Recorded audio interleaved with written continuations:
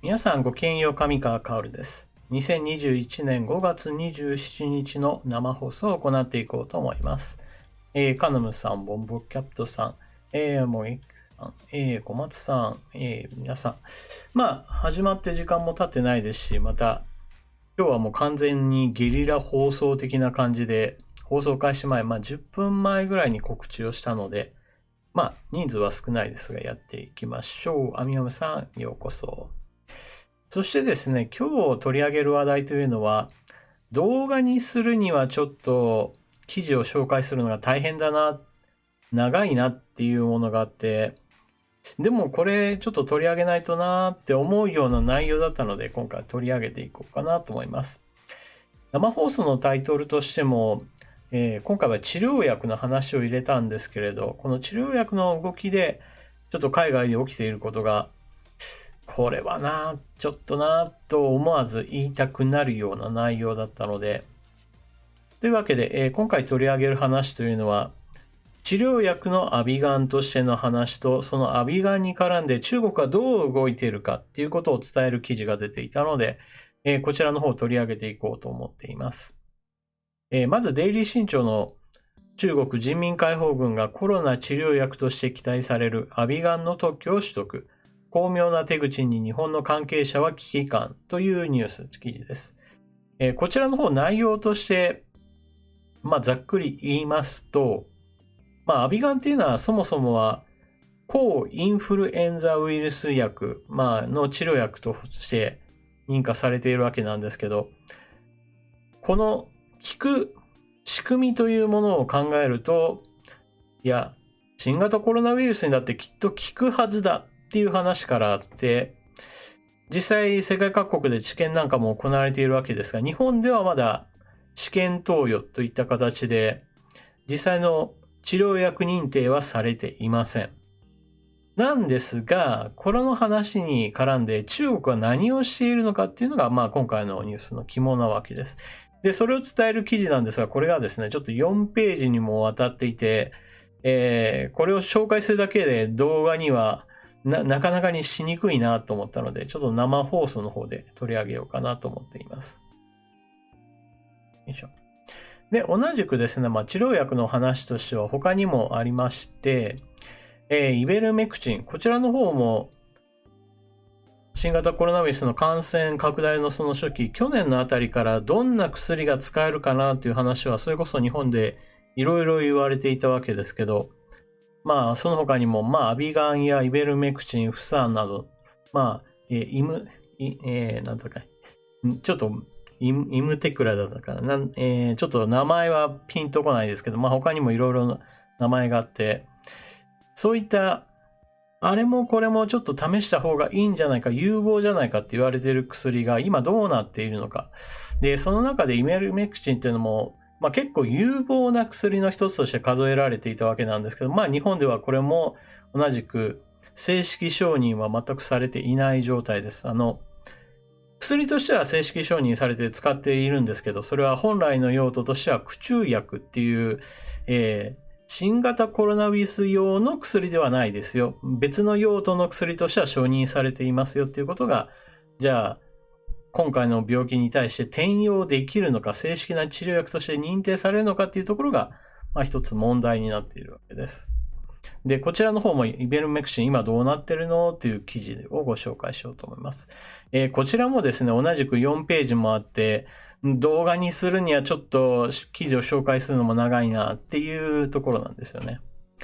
私の動画だと基本的には元となる話題、ニュースを紹介して、こういった話が出ていますよ。で、そのことについて私はこういうふうに考えますよっていうことを、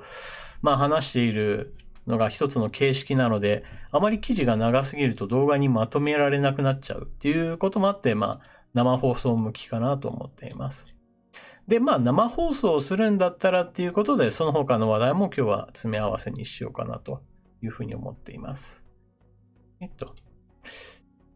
こちらの方、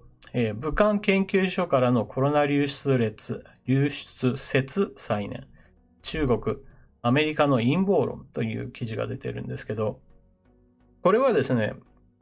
去年の今頃、よりももうちょっと早いかな。去年のさらに前ですね。1年前以上、1年の2、3ヶ月ぐらい前の頃、すでにあった話なんですけれども、中国の武漢で発生したっていうこともあって、その武漢にあるウイルス研究所から流出したのではないかというのが、一つの有力な説として語られていました。ただし、その当時中国は海外からの国際調査団の受け入れについては断固拒否するっていう形だったので、結局正式な調査というものが行われませんでした。その後、中国当局は最初に感染者の、確認されたと言われる海鮮市場なんかについてはもう完全に閉鎖して、その関連の施設を消毒済みにして、後から調査しても何も出てきませんよっていう状態にしてから、後々国際調査団の入れるっていうことになって、で、実際に行った時にはもう WHO の関係者がいろいろな人を、聞き取りなんかをしても、現地を調査して回ったとしても、もう全てがもう綺麗に片付けられた後で何にも証拠が出てこなかったっていうことがあったんですね。うん。で、そういったこともあって、あれこの話もう証拠が出てこないから進展のさせようがないんじゃないかなっていう話が出てきている中で、つい先日、バイデン大統領関係のあたりからもう一回このことについて調査しなさいというお話が、公表されて一つ話題になっています。このあたりの記事もちょっと注目の動きかなということで取り上げていこうかなと思います。上川さん今日声がっていうふうにチャットの中にもありますけれど、あまり喉の状態はよくありません。よいしょ。あとは関連としてのニュースとしてちょこちょこと小さなもの出ておりますので、このあたりも私の喉の調子と相談しながら見ていきましょう。日本国内で新型コロナウイルス対策としていろんなものをやられているんですが、その中でも去年1年間を通してこれがいいんじゃないかって話が出てきたときに、いやいやそれはちょっとまずいんじゃないのっていうものはいろいろ出てきました。で、その中の一つっていうのがこの空間除菌グッズっていうものです。初期の頃にはこれも、結構なんていうかな、ちょっと強すぎる、効果があって、強すぎる効果って言うと変ですけれど、やりすぎは人体に影響がありますよ。だから、なるべくあまり使わない方がいいですよっていう話で、一旦は収まったはずだったものが、なぜかここ最近だと復活してきていますよっていうのが、この空間除菌グッズと呼ばれるものです。もともとの本来の趣旨としては、人がいない時間帯に、例えばですね、手術室みたいなものを想像してもらえるといいんですけれども、手術室はなるべく衛生管理でもきっちりとして、それこそ何かウイルスや細菌などがあれば、それこそ手術しているときに、人体に入り込んでしまって、それが後々、大きな病気に発見してしまうようなことがあるわけなんですけど、そういった手術室使わないとき、誰もいない状態のときに、もう部屋丸ごと殺菌したいなって思ったときに有効だと考えられているのが、この空間除菌グッズみたいなものなんですけれど、あくまでもそれは人がいないことを前提にして、その空間にいる生物をすべて、抹殺しようっていうわけなんですけれど、これを日常生活の中に持ち込んでくるのは危険ですよというお話の記事ですね。あと、こちらの方はあんまり時間ないと思うんですけれど、一応用意した記事としては、EU と中国との間における投資協定の話。この件は一旦凍結になりましたよというところを動画にしたわけなんですけれども、まだまだ関連のニュースとしては報じられていて、いかに習近平体制の中でこの外交がうまくいっていないよっていう部分については結構叩かれているので、まだ、この話まだまだ続きますよというですね。そして、こちらの方動画にするまでもないだろう的な話も少し、取り上げておきましょうかね。韓国の前首相が東京オリンピック公式サイトの竹島地図削除要求。拒否ならオリンピック不参加っていう、もうこの記事だけで、もう何を言いたいか皆さんもお分かりだと思いますが、また韓国がこれ妄言って言っていいのかな、暴言と言っていいのか、ちょっとあとは、名言、迷う言葉と書いて名言と書けばいいのかわからないですけれど、もう本当にツッコミを待ってますねっていう感じの、韓国側の発言ですよね。これなんかも別に動画にするほどではないんだけれど、でも明らかにまたおかしなことやってるわ。でも、こういうことを言う背景にはやはり来年の大統領選挙を見据えての韓国国内における反日活動が少しずつ、何かしらのチャンスがあれば自分が目立つ発言をしようって考える筋が増えてくる、そういった政治背景があるんじゃないかなというふうには思っております。あと中国関連の話で、ついこの間私は人口問題を取り上げました。中国における少子高齢化問題っていうのがだんだんと発展してきて、それは中国における人口ボーナス、もう労働者がいっぱいいますよ。しかもそれらの人々が給料が安くても働いてますよっていう、この状況っていうのがもう終わろうとしていますよ。世界の工場だった中国っていうのは、もうこれからの時代はそうじゃないという話をしてきたわけなんですけど、そういった状況の中で中国共産党は、じゃあ人が足りないんだったら増やせばいいじゃないっていう、ソ連時代の計画経済みたいなものを、似た感じで、昔一人っ子政策をやったんだから、今度は二人っ子政策であるとか、三人っ子政策であるとか、そういった人々に産めよ増やせよみたいなことをやるんじゃないかなっていう、そんな記事なんかが出てきております。あとは中国の外交の話に絡めて、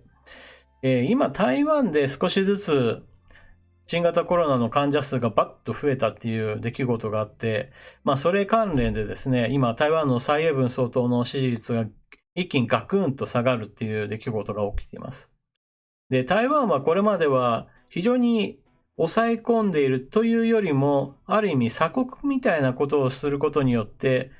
海外から患者さんが入ってこないようにする。海外から入ってこないんだから、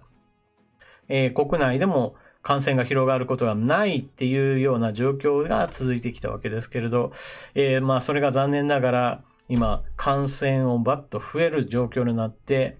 で、そこにですね、中国が外交政策として、うちのワクチン使わないかいっていう、いわゆるワクチン外交を展開しているわけですよね。それこそワクチンが足りない国に対して、うちの国がワクチン提供してあげるよっていう、この形は南米なんかでもよく見られ、南米やアフリカ大陸でよく見られる光景なんですけれど、今度はそれが、台湾を対象として展開されていると。ただし、台湾の方は台湾の方で、これまで別に中国製のワクチン欲しいなんて一言も言ってなくて、これまでは基本的には欧米製のワクチンを入手しようとチャレンジしていたと。ところが、その話っていうのが全然うまくいかないと。で、そのうまくいっていない背景っていうのが、裏で中国側が妨害工作をしているんじゃないかという記事なんかが出ております。で、この話をしているのは別に、台湾のインターネットユーザーの誰々が言ってるとかそういうレベルではなくて、それこそ台湾政府関係者の人たちが、中国が妨害しているっていう話をしております。そういった記事もご用意しました。で、先ほどなんですけれど、この新型コロナウイルス関連で日本でも、この9都道府県の緊急事態宣言6月20日まで延長へというニュースが流れております。このあたり言いたいことはいっぱいあるわけなんですけれど、なかなかこれも動画にすると大変だなっていう話なので、最後の方に触れて今日の締めにしようかなと思っております。よいしょ。はい、というわけで、記事のご紹介している間に、ご来場の皆様ありがとうございます。流水牛雲さん、笹部稲造さん、兵庫加古さん、ともさん、ZBV さん、タクタッグさん、皆さん、いらっしゃいませ。ルリハニーさん。まあ、どんどんいろいろな人がちょっと今来てますね。みつきますさん、異邦人さん。まあ、ちょっと名前を全員を読み上げることはちょっとできないんですけど。よいしょ。BMW13AI さん。朝まで生テレビ出てほしい。いや、ちょっと私では、なかなか難しいと思いますよ。結局、朝まで生テレビって、なんていうかな、常連って言うと変ですけれど、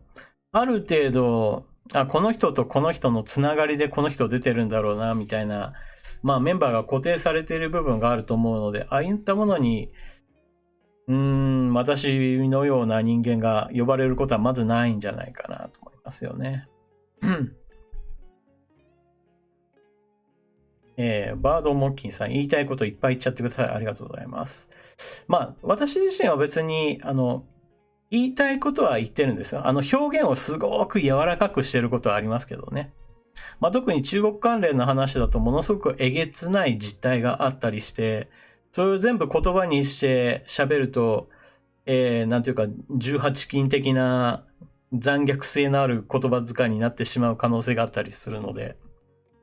事実を事実と喋ることが、ものすごく危険な話っていうのはありますからね。ZB ブーさん、アメリカが台湾に全員分ワクチンを無償提供したら、中国にも韓国にも牽制できて面白そうということですね。アメリカは今のところ8000万回分の国際支援、寄付をしますよっていう話をしているので、まあ台湾に対して集中的にやるかどうかで言われると、ちょっと、難しいかなとは思いますけど、何が難しいって台湾っていうのは確かに感染者数は増えてるんですけど、まあそれでも少ないんですよね。高橋洋一さんの話ではありませんけれど、まあ台湾で感染者が増えたね、でも国際比較すればそれはまあ非常にさざ波と表現するようなレベルという話ですよね。カナムさんのおだめだありがとうございます。視聴者の皆様からの、こういったものがいいよっていう話で、マヌカハニーっていうのを私も知って、まあ、マヌカハニーを、なめなめするようにはなりました。まあ、ただし、だからといってマヌカハニーがもう、これさえあればもう喉は全く問題ないよっていうわけではないようですね。まあ、当たり前なんですけれど。ともさん、生飲みライブ。出現と公開の2時間半始まるよってことなんですけど、まあ多分私の今日の喉の感じだと2時間半を持たないでしょうね。怖い話ですが。よいしょ。まあというわけでまずは1本目いきましょうかね。で、読み上げについては、動画の中だと私はもう全部読み上げてるんですけど、生放送の時は読み上げのアプリを使わせていただきます。ご了承ください。で、生放送の時は記事を読み上げられている時に私自身は喉を休めるっていう、まあこういったスタイルにしております。まずは記事のタイトルだけ読んでいきましょうか。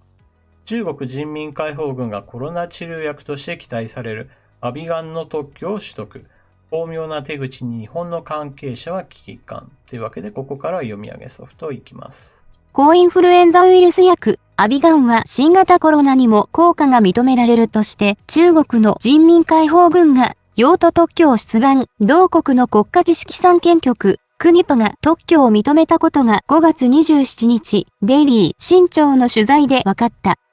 特許に詳しい関係者が、中国のクニパは3月29日付でアビガンに関する用途特許を認めましたと明かす。中国国内で特許が成立したことは中国語の文書で広告されています。人民解放軍が特許を申請するというのは極めて異例で非常に驚きました。いずれにしても中国国内の話にとどまるとは思えません。人民解放軍は世界各国で特許の権利を行使できるよう動いているはずです。人民解放軍による用途特許が世界で認められたなら、当然ながら日本にも影響が及ぶ。最悪のシナリオとして、日本国内で新型コロナの治療にアビガンを使おうとしても、人民解放軍の許可が必要という事態になりかねない。詳しくお伝えする前に、そもそもアビガンとはどんな薬か、用途特許とは何かという2点について説明させていただく。アビガン、一般名、ファビピラビルは富山化学工業、現富士フイルム富山化学が1997年から研究を開始した。動物実験で胎児に奇形が生じる危険性が確認されるなど、開発や承認には様々な紆余曲折があった。ちょっと、音量が大きいよとともさんが言われているので、少し今、音量を下げたんですけれど、まあ多分これでいいかなと思いつつ。じゃあちょっと続きいきましょう。まだ音声がドーンと大きすぎるよということであれば、また下げますので、コメントお願いします。しかし2006年、米国立アレルギー感染症研究所が鳥インフルエンザにアビガンが有効と発表。これで風向きが変わり、14年に条件付きながら抗インフルエンザウイルス薬として日本国内で承認された。その後もエボラ出血熱で効果が認められるなどした結果、今般のコロナ禍でも注目を集めている。新型コロナの治療薬としてインドネシアなどで緊急使用が認められているほか、カナダでも治験が行われている。次に、用途特許についてご説明しよう。新しく開発された薬、飲食物、化学物質などの権利を守るのが物質特許だ。富士フイルム富山化学もアビガンに関する物質特許を取得していました。しかし、20年間の有効期間が満了したとして、19年に物質特許が失効したのです。そのため、中国ではアビガンのジェネリック医薬品が製造されています。カナダで治験の申請を行ったのもインドの大手ジェネリック医薬品メーカーだ。この治験に富士フイルム富山化学は日本で実施した臨床試験のデータを提供するなどして協力している。というわけで、まずこれ4分の1ページなんですけれど、この中で、非常に大きな問題がもう冒頭に出てきました。新型コロナウイルスに対する薬としてアビガンは開発されたわけではありませんよと。アビガンはインフルエンザウイルス薬として作られましたと。で、そのアビガンが、じゃあ、物質としての特許っていうのがあったわけなんですけど、これがもう開発年数が経ったことによって物質としての特許が失効しました。で、その後、製造特許関連とかいろいろあるわけなんですけど、その中において、じゃあ、これに対して使うよっていうその用途向けの話として、用途特許というものが出てきて、で、今回、中国人民解放軍が新型コロナウイルスの治療に使う薬としての、特許申請を行いましたよと。というだけではなく、それが実際に認められましたよっていうことになってます。中国国内において人民解放軍がまず用途特許の申請を行って、それを中国の同じく政府系機関の国家知識、三権局というところがこれを認めたという形ですね。よいしょ。さて、これまだ4分の1ですので話は続いていきます。春節前に出願。物質特許に対し新しく発見された使い道の権利を守るのが用途特許になる。毎日新聞は17年2月に梅津ポリフェノール、JA キナンと田辺市用途特許を取得。インフルウイルス不活化。医薬品や化粧品商品化へという記事を掲載した梅津に含まれる梅津ポリフェノールにインフルエンザウイルスの増殖を抑えることが研究で分かり、用途特許を取得したという記事だ。JA キナンなどは梅津ポリフェノールという新しい物質を開発したわけではない。新しい使い道を発見したことにより用途特許を取得したのだ。本題に戻れば、人民解放軍がアビガンの用途特許を出願したのは、昨年の1月21日と広告されているという。人民解放軍も国パも国の組織です。中国の政治システムを考えれば、国が申請した特許は即決されてもおかしくありません。それを1年も審査したことにしたのは、きちんと調べましたというポーズではないでしょうか。さらに問題なのは出願日です。昨年の春節は1月24日に始まりましたから、出願日の1月21日はその前です。ちなみにクルーズ船、ダイヤモンド・プリンセスから香港で下船した男性の感染が判明したのは2月1日のことでした。というわけで、ちょっと今から放送を見始めた人の方に関して言うと、今回の話というのは今、アビガンの話をしております。そして、スーパーチャットありがとうございます。笹部稲造さん、こちらの方の日経の記事の中で、タイで有効な治療薬がっていうニュースもあったという話ですね。後でちょっと見させていただこうと思います。その他、直樹ボーンさん、いつも応援します。ありがとうございます。兵庫加古さん、喉をお大事にしてください。ありがとうございます。昨日はちょっと休んでたんで、そういった意味では喉を酷使はしてないはずなんですけれど。さて、この特許申請をいつしたのかっていうのが、こちら問題になっていて、この記事の中では昨年の1月21日と公示されているということなので、それこそ去年の去年の1月頃っていうのはまだまだ、武漢で問題がっていう形で、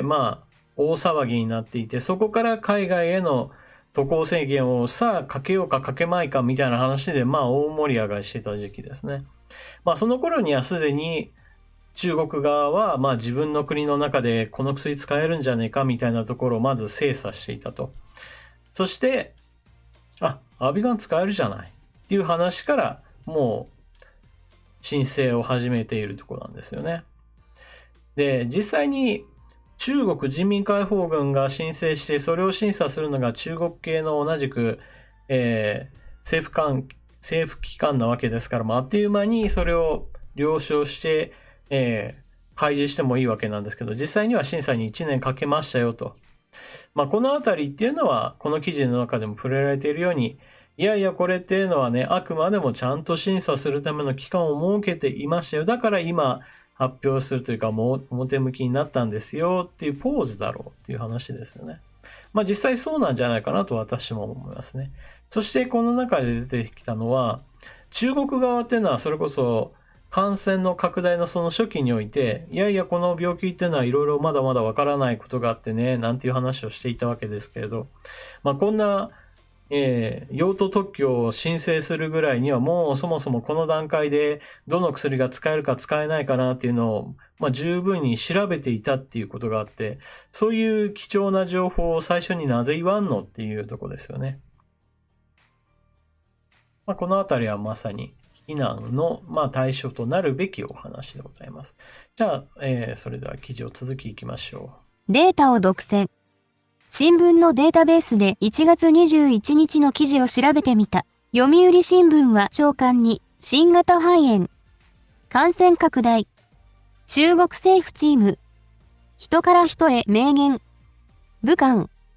死者3人にの記事を掲載していた。特許の出願は新型コロナウイルスが世界中に広がる前のことです。裏を返せば中国が新型コロナのウイルスやデータを独占していた時期と言えます。実際、実験データは武漢のウイルス研究所から得られたもので、それを利用してアビガンの有効性を実証し、特許取得に結びつけたというわけです。中国の巧妙なところは、昨年2月、世界的な学術誌に特許の根拠となった実験データを発表したことだ。2月だと人民解放軍が特許を出願していることなど誰も知りません。中国はデータの開示に積極的で感染症対策に貢献しているという印象を世界に与えようとしたのでしょう。しかし特許を取得したとなると学術誌は中国が最も早く効果を確認したという証拠にも使えます。こうしたことを中国は全て分かった上でやっていると見るべきでしょう。特許の世界には特許協力条約 PCT に基づく国際出願という制度がある。さて、この中で出てきた、データを独占。それこそこの時期はまだ中国国外における感染者数の確認数も非常に少なかったので、この新型コロナウイルスの特性であるとか、どんな薬がとか、どんな治療をすればいいのかとか、そういった情報っていうのは、もうみんながよくわからないから、非常に気をつけて、最大限、それこそエボラウイルス級の対策を取った上で、さあどうしようか、情報を集めよう、みたいな状況だったわけです。それこそ、こういった用途特許を申請するぐらいに自分の国の中で情報が溜まって、これやればいいじゃないっていうのがわかるんだったら、さっさと情報を開示しなさいよって言いたくなるような話ですよね。そして最後に出てきたこの特許協力条約に基づく国際出願という制度。こちらの方が、今後のワクチン外交に続く、治療薬外交を、中国が展開するんじゃないかと思われる理由となっています。で、国際出願の威力について、この後ちょっと記事が続いていくんですが、ちょっとここら辺は、なんていうかな、専門用語的なところで、ちょっと話は複雑なので簡単に言っちゃうと、一つの国で特許を申請すると、それが他の国々においても予備審査が終わったみたいな状況になって、特許として認められやすいようなものになりますよっていうのがこの国際出願の形で、それぞれの国で完全な特許として認められるためには、その国の言語にもう一回直して申請する必要はあるんですけど、少なくともどこかの国でこれは完全に認められたものですよ。だから最初から全く審査を弾くようなものではありませんと。ある程度信憑性のあるものですよっていう、その前提からスタートできるわけですね。で、これで言うと、日本もこの国際出願の形には、加盟しているので、中国当局がこれを認めたってなると、あとは中国側が日本語に直して、申請書類出してっていうことをすれば、日本でも認められる可能性がないわけじゃないと。しかも用途別ということなので、別に、アビガンの作っている富山化学じゃなくてもこれに対して、日本の特許庁が認める可能性があるということなんですね。しかも、この後、交渉は不可能っていうこのタイトルもあるんですけれども、通常だったらこういった薬っていうのは、それこそ製薬メーカーが申請を出して、その製薬メーカーがその特許を保有するという形になります。で、民間企業であればそうなんですけれど、使うためには、ライセンス契約しましょうねとかいった、いわゆるビジネス的な話が通じるわけなんですけれども、今回の用途特許を取得したのが人民解放軍。つまり人民解放軍というのはイコール中国共産党の、私の軍隊なわけですから、それこそ完全に中国共産党と一体化しているものです。中国っていう国家と、同格と扱っても、それこそ間違っているわけではないと。で、そんなものが、この特許を持ってしまうと、それこそ中国共産党が展開したい外交に使われてしまうと。例えば日本でこのアビガンを新型コロナウイルスの治療薬として使おうねって話になった時に、中国共産党としては、いやいや私たちの国がこうやって用途特許を取得しているんだから我々の許しも得ずに使うなんてダメじゃないかっていうことを、この特許を元にして言ってくるっていう可能性が発生するわけですね。これが一番恐ろしいところで。で、逆に言うと、そういった脅威もあるわけなんですけど、逆に、いやいや、もうみんな世界のためにこの用途特許を取ってみんなが自由に使っていいんですよっていう、いわゆる善玉論っていうのを掲げて、いわゆる自分たちの国の印象を良くしようっていう方向に持ってくるかもしれない。つまりどっちに行っても中国側がこのアビガンっていうのを外交の手段として使う可能性があると。どっちも非常にめんどくさい話で、なんでか日本ではもともとこのアビガンっていうのが富山化学が作って、それで抗インフルエンザ薬としてももう承認されていて、日本でも治験も行ったにもかかわらず、現在でも承認が下りていないという形なので、もう1年前にこうやって中国が動き始めているのに、日本は現在進行形でまだ、承認までも至っていないっていうところに非常に、日本政府の残念さを感じますよね。で、まあ今日本政府っていうのは言いましたけど、少なくとも安倍総理の時にはこのアビガンについて一刻も早く承認に向けての動きをでは一応支援はしていたんですけれど、その後厚生労働省の方でこの治験についてのデータがまあ不十分であることを理由にして1回目の治験の時はこれを跳ねたんですよね、承認を。で、まあその後正式承認はされていないんだけど、まあそれぞれの病院では観察っていう形で、まあ一応出してはいるらしいんですけれども、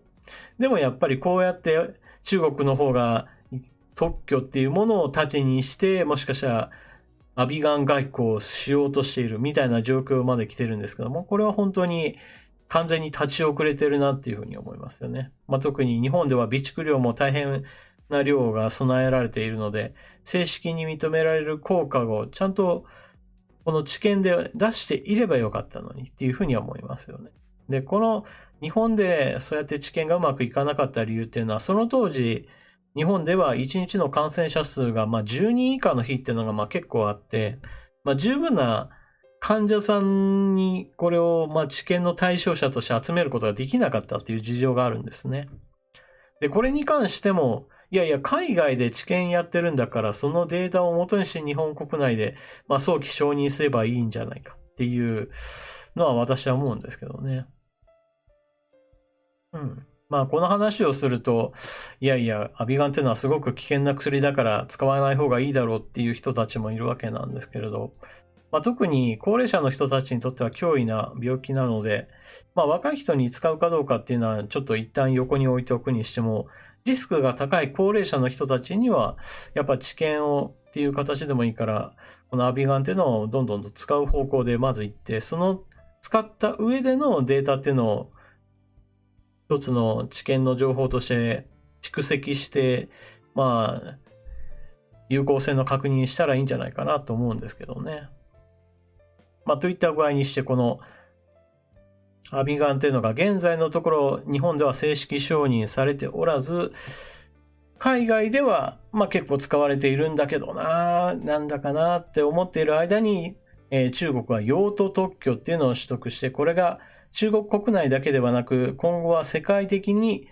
特許申請を他の国々でも行えば、中国の許しなく、このアビガンの成分であるファビピラビルを含んだものについては、もう中国人民解放軍にもう頭が上がらんわみたいなことになり得るというところですね。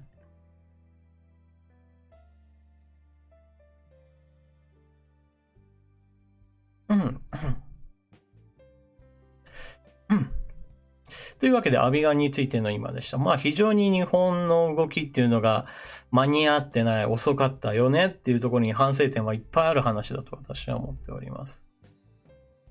ここら辺ね、本当に日本の民間企業が開発して頑張ってますよっていう話をしたいんですけど、それを引っ張る形で行政のこの取り扱いっていうのが引っ張ってるなっていう思わざるを得ないですよね。よいしょ。そしてですね、もう一つイベルメクチンの話をしようと思います。こちらイベルメクチンっていう薬についてもアビガンほどの知名度はないんですけれども、日本で開発した薬で、同じくやっぱり新型コロナウイルスもきっと効くんじゃないと思われていた、薬です。で、海外ではその効くんじゃないかっていうところで実際に治験も行われているし、実際にどんどん使っている国もあります。で、そのあたりの今どうなっているのかなっていう紹介記事ですね。日本初イベルメクチン、インドがコロナ治療で感染者数減も WHO 反対のなぜということで、こちらアエラの記事となっています。では記事の、ご紹介します。新型コロナの変異株の蔓延で感染爆発が起きていたインドだが、5月を過ぎてからその状況に変化が生じている。各種が好気性中病の特効薬、イベルメクチンの本格投与に踏み切ってから感染者数、死亡者数ともに減少に転じているのだ。イベルメクチンといえば、大村聡北里大特別栄誉教授が発見、開発し、2015年にノーベル医学生理学賞を受賞した好気性中薬。効果が認められれば、日本で発明された薬がワクチン不足の世界を救うことになるかもしれない。こうしたインドの状況について、北里大学教授大村聡記念研究所感染制御研究センター長の花木秀明氏は期待をかける。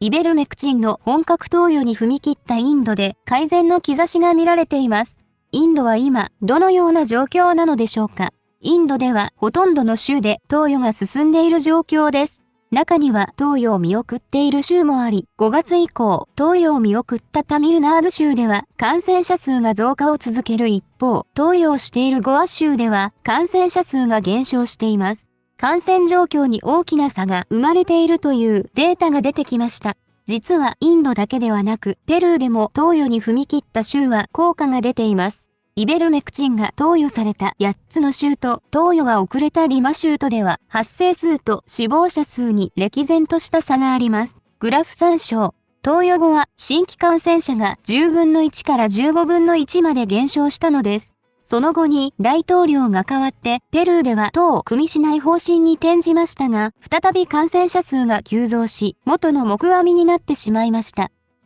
他に効果が現れた国はありますか？アフリカ諸国です。もともとイベルメクチンのコロナへの効果が注目される端緒になったのはアフリカでした。アフリカは医療体制が整っていませんが、国によっては感染者数が思ったほど増えていない。細かく見ていくと、イベルメクチンを配った国は感染者が少なく、配っていない国は感染者が多かったのです。数字で示すと、アフリカで投与ありの国の感染者数は10万人あたり131人で、投与なしの国が925人。死亡者数は投与国が10万人あたり 2.1 人で、投与していない国は 28.4 人と13倍以上の開きがあります。というわけで、このイベルメクチンというものも日本で開発された薬で、実際に今でも本来の用途としては抗寄生虫薬、虫を退ける薬っていうふうに言う意味で、駆虫薬っていうふうに言われている薬です。こちらも本来の用途ではなくて、そこからの転用する形で新型コロナに対しても有効であろうと考えられている薬です。そしてこの記事の中でも触れられているように、もう海外では使われていますよ。そしてある程度の効果っていうのを認めることができるんじゃないかって思えるほどのデータが出ていることが取り上げられています。で、この薬っていうのはかなり前から作られていることもあるんですけれども、非常に値段的にも安く手頃に入手することができる薬なので、この薬が効果が期待できるんであれば、非常に、明るい兆しになるだろうって言われてるんですね。ところがこの薬についても日本では今、正式な治療薬としてはなっていませんよということですね。ということで、これ、まだ記事は4分の1なので続きをご紹介していきます。ドドドーンといっちゃってる。これらの数字はイベルメクチンの効果と捉えて間違いないでしょうか。インドやペルーでもアフリカと同様のデータが出ていますので、これを偶然と捉えるには無理があると思います。北里大の研究チームでは、それなりに効果があるだろうと見ています。実は日本でも独自の判断でイベルメクチンをコロナの治療に使っている医師は一定数いてデータを取ってくださっています。イベルメクチンを投与すると解熱効果や肺の状況が改善するといった臨床データが出てきました。そうした点からも効果はあると捉えています。ただし、効果があるというと 100% の患者さんに効くと思われがちですが、薬というのは通常 80% ほどに効果が見られたら十分効いたとされるものです。イベルメクチンも 100% ではないですが、その範疇には入っていると思います。世界では急ピッチで治験が進められているようですが、現在の状況について伺いたいです。現在、世界各国の56カ所で臨床研究が行われていて、投与された患者さんが18,000人ほどいます。軽症患者に投与する早期治療は 78% に改善効果が見られました。予防投与では 85% の人が改善。死亡率の改善も 74% でした。それら臨床研究を元に出した平均値なので、このデータをもって全く効かないという考えには到底至らないです。これまでの臨床研究は発展途上国ばかりでした。途上国のデータだからといって認めない先生方もたくさんいらっしゃいますが、改善したというデータがこれだけ多く集まっている以上、そのデータを無視するわけにはいかないと思います。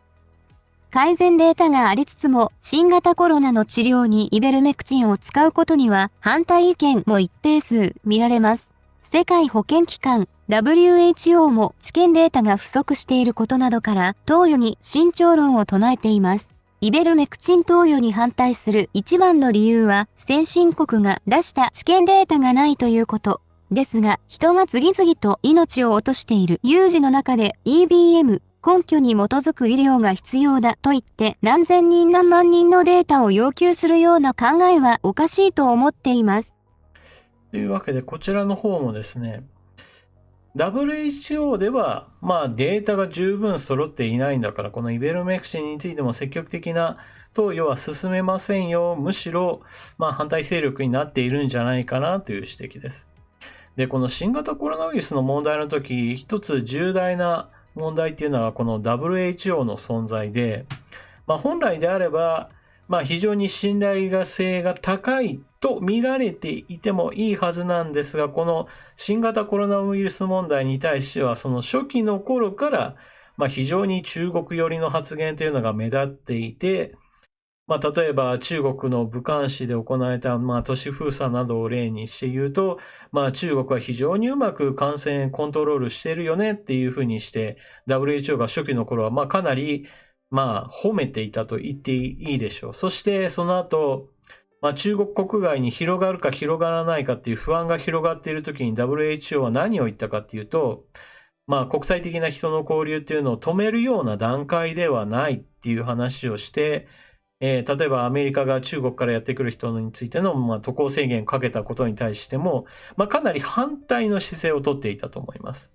で、日本国内においてもそうした WHO の姿を見て、いや WHO ではこうした海外渡航の制限をかけるべきじゃないって言っていることを一つの理由として、日本側での渡航制限に踏み切れなかったんじゃないかっていう指摘が当時ありました。で、その後 WHO はもう自分たちの間違いを認めて、国際的な感染拡大、パンデミックへと発展してしまったっていうことを、後追いで言ったんですよね。もう世界各国が、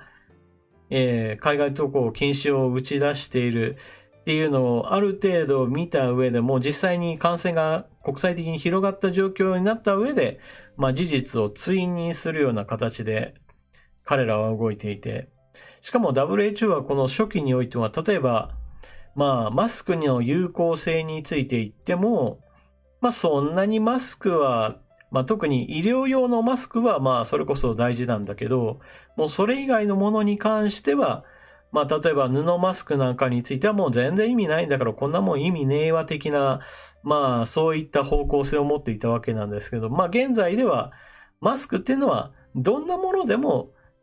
しないよりはした方がいいっていうのはもう確実に言える状況なんですけど、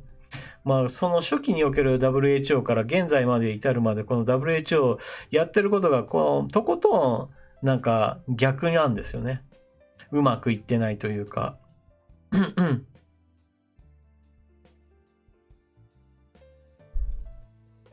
そしてこのイベルメクチンの問題に対しても、全然、前向きじゃないっていうところから、今回も障害になってるっていうね、非常にこの WHO の存在意義がなんか問われる展開ですね。もう組織改変しなきゃダメでしょとか、もうテドロスさんあなたやめてくださいよ的な話になってもういいんじゃないかなと思いますけどね。そして記事は残り3と4なんですけど、こちらの方のご紹介もしていきましょうと思うんですけど、残りの部分はかなり、要約して言うと、こうやって開発途上国で実際に使われて効果が出ているんじゃないかっていうデータも上がってきていると。これに伴って先進国のデータが足りないっていうんだったら、先進国のデータも少しずつ貯めていきましょうよ、知見を行いましょうよっていう動きなどが、実際に広がっていると。でもね、この治験をしている間にも実際に感染している人たちが亡くなってきているっていう状況はあるので、ある程度こうやって本格的に投与を踏み切っている国のデータがあるんであれば、それを理由にして、最低限希望者だけにでも、使うっていう手はあると思うんですけどね。で、このイベルメクチンっていう薬について言うと、これまでもずっと長年使われてきていて、しかもみんなが使っていたとは日本では言えないんですけど、少なくとも世界的には使っている人たちが非常に多い薬で、それほど、深刻な副作用っていうのが、出にくい薬って言われています。出にくいって言い方をしなければならないのは、副反応、副作用が出ない薬っていうものは基本的にはないと。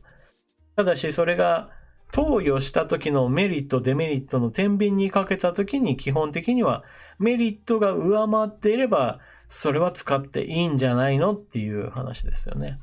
で、この記事の最後の方にも出てきているんですけれども、このイベルメクチンがどのくらいの量を使われているかっていうのが一つの記事で、文章で書かれています。これまでに37億人に投与していて、今でも年間3億人が投与しています。という具合にしてですね、実績としてすでに、37億人が使っていますと。そして今でも年間3億人が投与されていますよ。これは新型コロナウイルス用ではなくて、そもそもの抗駆虫薬として使われているんだけれども、ここで使われている量を考えれば少なくとも世界的に見て、この薬を使ったらなんかみんながいきなりバタバタ倒れるということが起こるわけではないと。もうこれまでの実績として、このぐらいの量を使ったらちょっと肝臓に負担がかかるから気をつけてくださいねとか、そういったある程度、危険性がどのくらいあって、で、こういうリスクに対しては、メリットと比較した場合には使った方がいいよねっていうのが一つの定説としてもうすでにある薬なんですよね。だからこそこの薬についても、日本でも私は治験をどんどん進めていって、そしてその治験についても厚生労働省もうちょっと支援なんとかしてよっていう話を、広げる必要があるんじゃないかなと思いますよね。で、イベルメクチンについては個人輸入されている方も増えているっていうのもちょっと気になるところで、こういう個人輸入をするっていうことは、情報を取りに行ってる人たちっていうのは、実際にこれが海外の方の状況を見ると使えるんだな、よし、個人輸入しようなんていうふうに動いているわけなんですけれども、で、こういった個人輸入の薬で何か問題が起こっても結局自己責任という話になってしまうので、だからこそ国がしっかりとこの薬大丈夫かな、どうかなっていうところを、積極的に調べていって使える薬だっていうことをちょっと証明してほしいなと思いますよね。といったわけで、まずアビガンについては中国人民解放軍が用途特許としてこの新型コロナウイルスに使うぞっていう話を、進めていると。そして同じく日本初の、イベルメクチンについても海外では使われているところがあるにもかかわらず日本では全然それが、前進していないという形で、こちらの方もかなりなんていうか残念な展開になってますよね。結局、民間企業、民間の研究者たちが作った薬っていうのが、なんとなくこの日本の行政とかそういったものに阻まれて多くの人に使われない状況っていうのを見ると、この国の問題がどこにあるのかっていうと考えちゃいますよね。昔からの話ですけど、日本人一人一人を見ていくと、もう努力していろんなものを手がけて、もう世界的にも先駆けてっていうものがあるんだけど、それが結局日本の行政であったり、何かしらの組織や、仕組みに阻まれてうまくいきませんでした。その間に海外ではこれをうまく利用してましたよ、なんていう、非常に残念な展開になっている。こういった話が非常に目立ってますよね。で、この話の続きとして、このまま中国関連の話でいきますけれども、去年の今頃じゃなかった、去年の前半の頃からこの新型コロナウイルスどこから来たのよっていう話はあったわけなんですけれども、1年経ってもう一回蘇ってきました。武漢研究所からのコロナ流出説再燃、中国アメリカの陰謀論だっていう話ですよね。ちょっとチャットの方で、まあ昔からっていう話をして見事に、丸塚さんがヤギアンテナの話を出されていますね。まあそれこそ第二次世界大戦のその時には、日本の研究者がアンテナの技術について、まあ、論文を出したりとかして、まあ、それこそ海外で、おお、なるほど、こういうのあるのかっていうふうにして、まあ、積極的に取り入れたわけなんですよね。で、日本人が研究してしっかりとこういったものがあるんだっていう論文を出して海外から注目されている。だけど日本の中では全然それが注目されていなかったので、日本のアンテナ、レーダー技術っていうのが発展していなかったと。なので東南アジアで日本軍が進駐していった時に、その頃はこの東南アジアには、欧米各国の植民地になっていたので現地軍がいたわけなんですけど、それらのところにまあ非常に優秀なレーダー季節なんかがあったりして、これ一体どういう風になってるのか技術的なものをまあ開示せよって話になった時に、いやいやこれは日本の研究者が、まあ論文とか発表していて、それを元にして我が国が作ったものだっていう話をされて、いや日本人がこれ元になってるのなんていう風にして、まあ占領した日本軍の方が驚いてしまうなんていう逸話がまあ今でも残ってますよね。まあこの話はどこまで信憑性が高いかどうかっていうのはわからないんですけど、まあそういった話が非常に信憑性ある話として伝わるぐらいには、日本人の発明が日本ではなぜか普及せず、海外ではこれいいものじゃないかって、まあ積極的に利用されて、そこに日本と世界との差が出てしまうっていうのは、まあなんていうかな、昔からある、まあ非常に残念な話ですよね。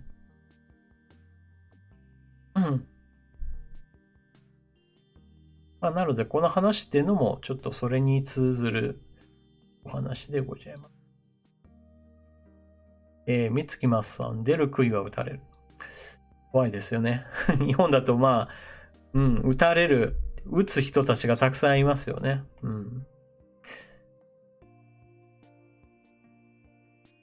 というわけで、この武漢の、コロナ流出説についての記事をご紹介しましょう。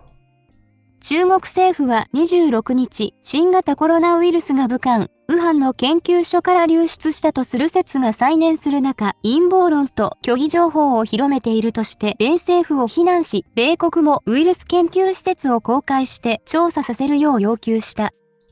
新型ウイルスが世界に広がる直前の2019年11月、研究員3人が新型コロナウイルス感染症、COVID-19 に似た症状で入院していたと、米紙ウォールストリートジャーナル、WSJ が報じたことで、武漢ウイルス研究所、武漢インスペクトオブバイロロジーに再び注目が集まっている。同氏はまた、研究者らが7年前、コウモリが媒介する新種のコロナウイルスで労働者が謎の病気を発症した中国南西部の鉱山でウイルスのサンプルを採取していたと伝えた。中国外務省の張達健、ズハオリジアン報道官は同氏の報道を改めて否定した上で米国を非難した。研究施設からの流出といった陰謀論や虚偽情報を広めている。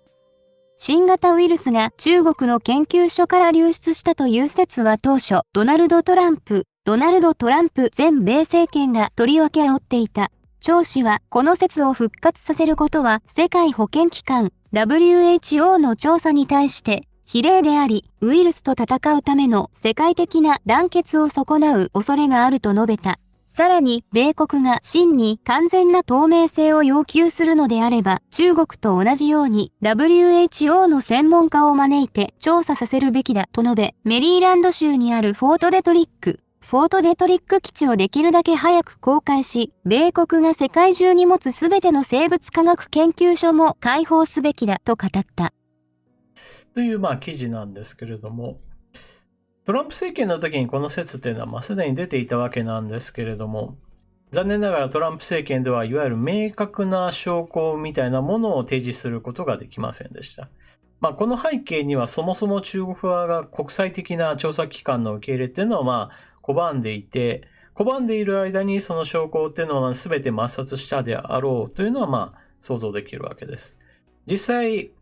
WHO の調査機関が入ったっていうのはもうかなり後になってからで、その頃にはもう何にも残っていませんでしたよっていう状況だったわけです。まあだからこそ、まあ何も証拠が出てこないんだから、まあちょっと断定できないよねっていうのが、まあなんていうかうやむやになってしまったわけです。まあ、ところが今回こうやってバイデン政権になってからもう一回この話を持ってきたっていうことは何かしら新情報を得たんじゃないかなっていうところで言われているんですよね。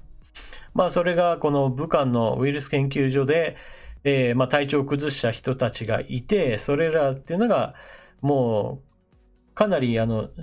感染の爆発するよりもさるかの前だった段階なので、この人たちがもう新型コロナウイルスでかかってたんじゃないの？それをもとにして中国はある程度の情報っていうのを持ってたんじゃないのっていうのが、まあ今回の話なわけです。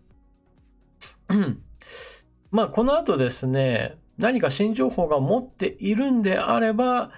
この話はもっと具体的な報告書が上がってきてっていう展開があるんですけど、ちょっとこれはね、どうなるかわかんないですね。ちょっと見守っていきたいところですよね。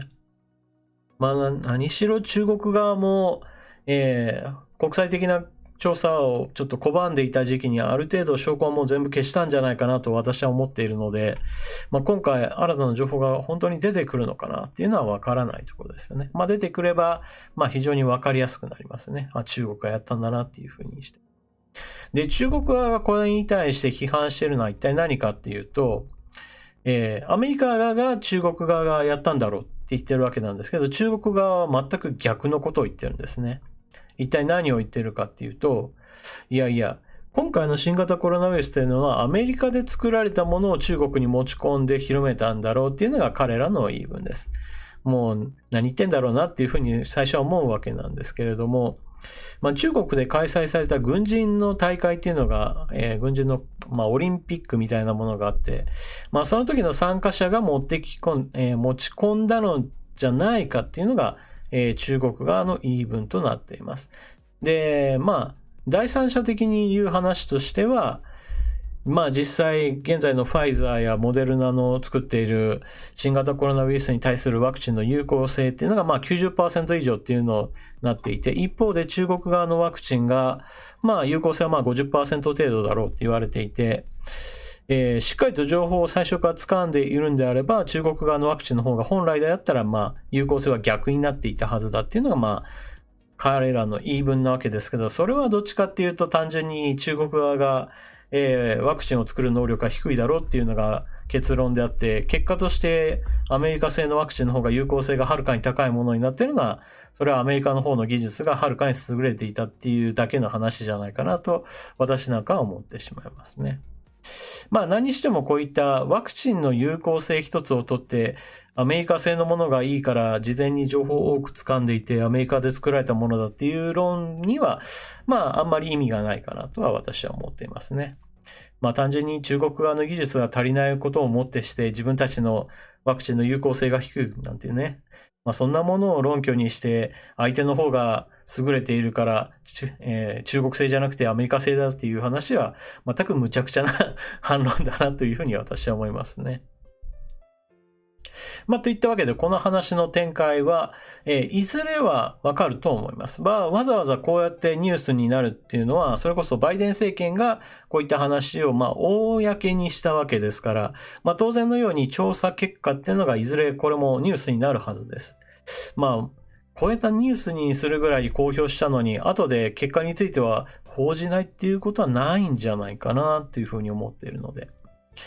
で、この調査についてはだいたい90日ぐらいをめどにして発表するんじゃないかなと言われているので、ちょっと3ヶ月後ちょっとニュースになるかな、どうかなっていうのをちょっと見ておかないといけないですよね。何にしてもこの問題っていうのは、中国とアメリカどっちかって言われると、そりゃ、疑わしいのは調査を最初に拒んだ中国じゃないのって思うのが私は普通なんじゃないかなと思いますね。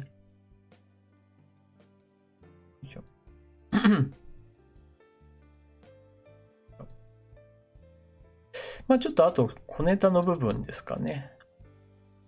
これまでの話っていうのはそれこそ中国で、武漢が最初に感染爆発したっていう後でいろいろそれぞれの国で対応しなければならない。今だとワクチンの接種っていうのを進めていきましょうねっていうのが、世界各国で進んでいるわけなんですけど、一方で治療薬については先ほども述べたように、アビガンについては中国の人民解放軍が用途特許を取得して、それを世界展開するんじゃないかなんていう、非常に危うい状況なわけなんですけど、一方でそういったワクチンでもなく治療薬でもなく、別のものでなんとか対応しようってなったものの中には、非常に眉唾とか、もしくは使うとむしろ危険じゃないかっていうもの、こういったものも出てるわけですね。というわけで、ちょっと空間除菌グッズについてです。こちらの方、同じく、なんていうかな、イベルメクチンを個人輸入する人がいるのと同じレベルかどうかはわからないですけど、空間除菌グッズが効くと思って、ガンガンに使っている人ももしかしたらいるかもしれないので、こちらご注意ということで、記事をご紹介しようと思います。医師が空間除菌グッズは使うなと警告する理由。気休めにしては危険すぎる。ということで、こちら、記事を紹介します。空間除菌を謳う商品がたくさん販売されている。しかし、騙されてはいけない。内科医の名取博氏は、空間除菌グッズは限定された環境下でしか効果を発揮できず、除菌能力は低い。むしろ咳や呼吸困難などの健康被害も出ている。気休めとして使うものとしては危険すぎるという。空間除菌グッズの位置づけは医薬品ではなく雑貨新型コロナウイルス感染症が流行してすでに1年以上が経ちました。この原稿を書いている2021年4月上旬の時点では緊急事態宣言は解除されたものの各地で感染者の増加が見られます。ワクチンの接種も始まっていますが、接種者の割合は人口の 1% にも達していません。手洗い、マスク着用、3密の回避、会食の自粛といった感染対策を続けることが必要です。中にはちょっと怪しい感染対策もあります。空中に消毒薬を拡散させることで空気を消毒すると称する、いわゆる空間除菌はしきりと宣伝されています。据え置きタイプ、首から下げるタイプ、スプレータイプなど様々な商品が販売されていますが、空間除菌によって新型コロナウイルスの感染を予防できるという臨床的証拠はありません。海外も含め空間除菌を推奨している公的機関もありません。厚生労働省のサイトには、消毒剤やその他ウイルスの量を減少させる物質について人の目や皮膚に付着したり吸い込む恐れのある場所での空間噴霧をお勧めしていません。これまで消毒剤の有効かつ安全な空間噴霧方法について科学的に確認が行われた例はありません。また、現時点では薬機法に基づいて品質、有効性、安全性が確認され、空間噴霧用の消毒剤として承認が得られた医薬品、医薬部外品もありません。と書かれています。では一体、空間除菌グッズは医薬品や医薬部外品でなければ何なのでしょうか。それは雑貨です。大手メーカーの宣伝文句をよく見ると、新型コロナの感染予防に効果があるとは一言も書かれていません。といった具合にですね、この空間除菌と言われるものは、あたかも新型コロナウイルスに効くかのような話として持ち出されるわけなんですけれども、いや、それはちょっと違うよと。で、これは受け取る側に、勘違いをさせるような方向性で、広告が行われていて、それこそ思い込ませるというか、勘違いさせるというか、何も聞くとは一言も言っていないよ、でも聞くと思ったのはあなたのせいですよみたいな、そんな形で、空間除菌グッズが推し進められていると。最近だと、ミュージシャンのコンサートのその入り口会場なんかでこの空間除菌グッズっていうのがバーッと並べられていて、そういったものを用意してるから参加者の方ご安心くださいみたいな形で、運営側が発表して、いやいや空間除菌グッズをそんなにガンガン使ってたらむしろ、この中で出てきたように、心肺機能の弱い人の場合だとむしろ、体調を悪化させる、いわゆるちょっと有害な方向に働くということもあって、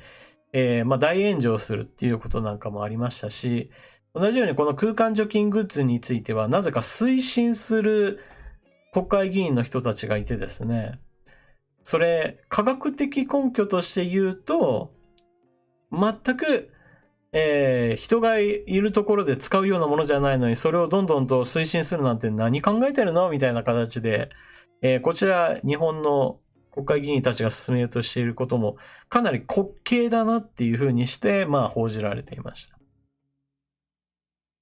で、この後、ウイルスを 99% 除去できるは本当かっていうことなんですけども、これもですね、ウイルスを除去できるほどの濃度を噴霧するっていうパターンは確かに存在するんですけれども、それをやると確実に人間にとっては有害になるんですよ。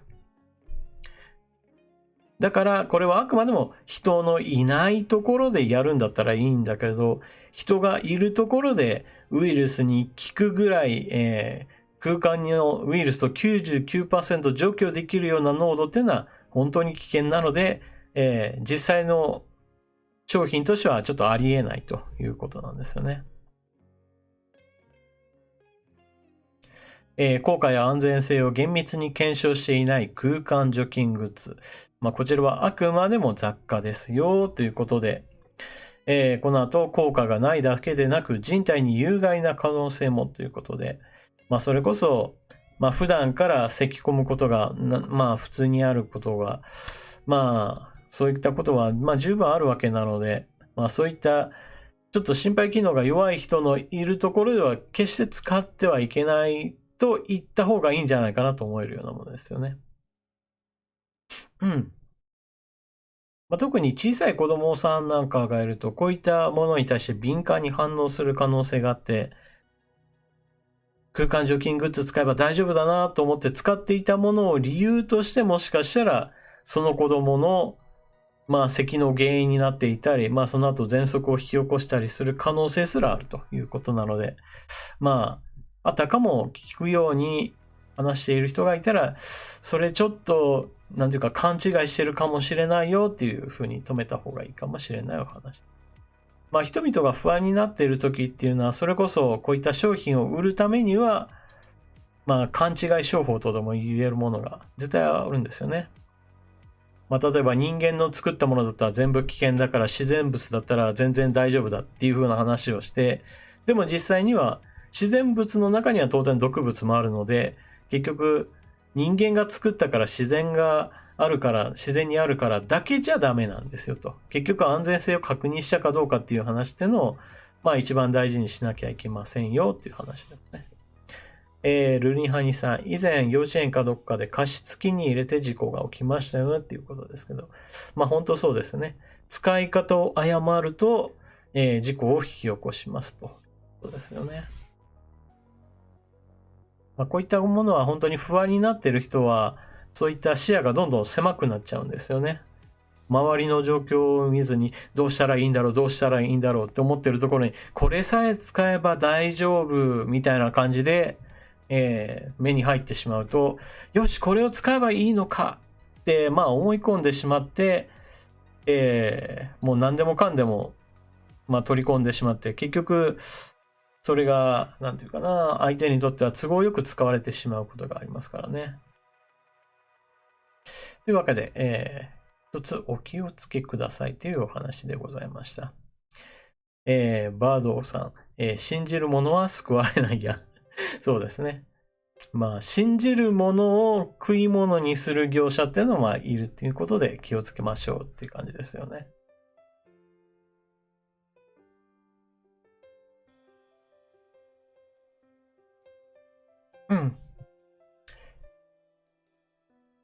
さて、次のお話ししようと思うんですけど、こちらは、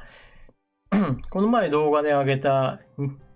中国と EU との投資協定の凍結の話。その後も順調に凍結する部分で、話はまとまりまして、その後も凍結が解ける様子も今のところありませんよという話になっております。ちょっと私の喉がガラガラになってきて、サクッと言いますと、中国のこの投資協定を進める話っていうのは、EU 側にメルケル首相っていう、それこそ親中派の親玉がいたので、非常に時間はかかったものの、中国側にとっては、非常に有利なというか、中国側が外交の勝利と呼ぶぐらいの、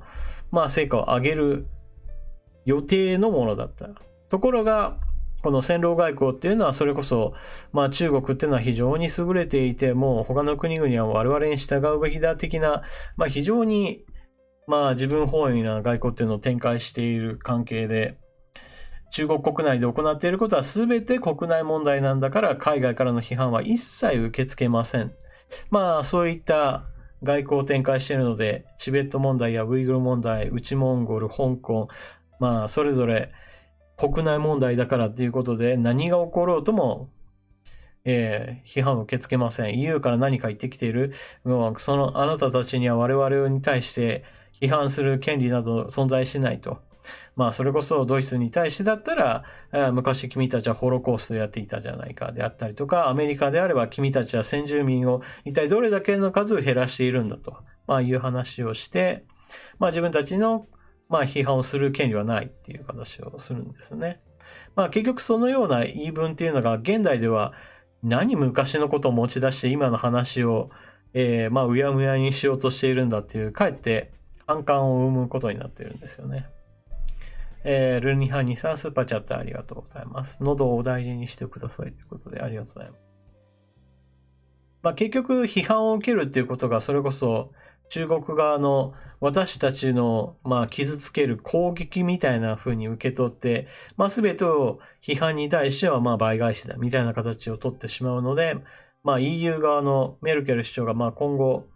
政界を引退する、もうカウントダウンに入っている状況なので、そのドイツの影響力も少しずつ減少していると。そういった状況の中で、EU の、議員たちも、もうドイツの制御っていうのも、あんまり効かないような状況になったので、中国の応募に対して、これおかしいじゃないか。なんだこの投資協定、今こんな状況で結ぶなんておかしいだろう。っていうことから、凍結の方向に向かったと。このあたり、中国が墓穴を掘っていると私は思っています。中には、いやいや、そんなことを言っても EU との貿易は拡大しているじゃないかって、言われる方もおられます。実際データ的に見ても中国は今、EU との間の貿易っていうのは拡大の傾向にあって、別に EU から貿易をシャットダウンするっていうことはしていません。しかし、それはそれ、これはこれ。結局、投資協定っていうのはその勢いをさらに拡大させるものなので、これが一旦止まったっていうこと、それ自体は私はいいことだと思っていますね。結局のところ、習近平さんとしては、この力、経済力や軍事力を背景とした外交は得意なんだけれども、結局経済外交になると、どこかの国の大統領みたいに自画自賛はするんだけど結果は伴わずみたいな形で、この後、少しずつほころびが出て、これがだんだんと破綻の方向へ向かうんじゃないかなと私は思いますけど。何事も勢いのある時っていうのはそれこそ拡大で、うまくいってるように見えるわけですよね。でもところがそれが一旦収縮する、反転した時にどれだけ持ちこたえることができるのかっていうところで言うと、習近平国家主席はこの後それをうまく、まとめることができないんじゃないかなというふうに私は思ってますね。といったわけで、そのあたりの動画については、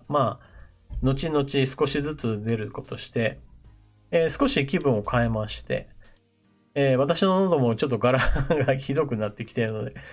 少し急ぎ足で終わりに向かいましょう。こちらの方はもう本当にスッキリとする話で、スッキリとするというか、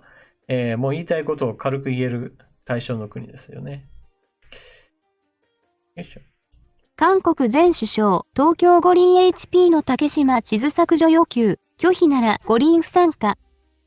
韓国のテイ・ヨヒヒト氏、チョン・セユン前首相は26日、東京五輪の公式ホームページ上の地図に、韓国が不法占拠する竹島、島根県沖ノ島町が日本の領土として表記されているとして、自身の会員制交流サイト、SNS を通じ削除を要求。最後まで拒否すれば、韓国政府は、五輪不参加などあらゆる手段を総動員しなければならないと訴えた。五輪 HP の日本地図をめぐっては、韓国誠新女子大の女系督、ソギョンドク教授が21日、竹島の表記に問題があるとして、国際オリンピック委員会、IOC に訂正を求めるメールを送付したと明らかにしていた。鄭氏は今年4月まで首相を務めた。来年3月の大統領選に向け、今月末にも左派系与党、共に民主党からの出馬を正式表明するとみられている。鄭氏は、削除要求前日の25日、現在行われている野党の党代表選で若手候補が善戦していることに関し、韓国には、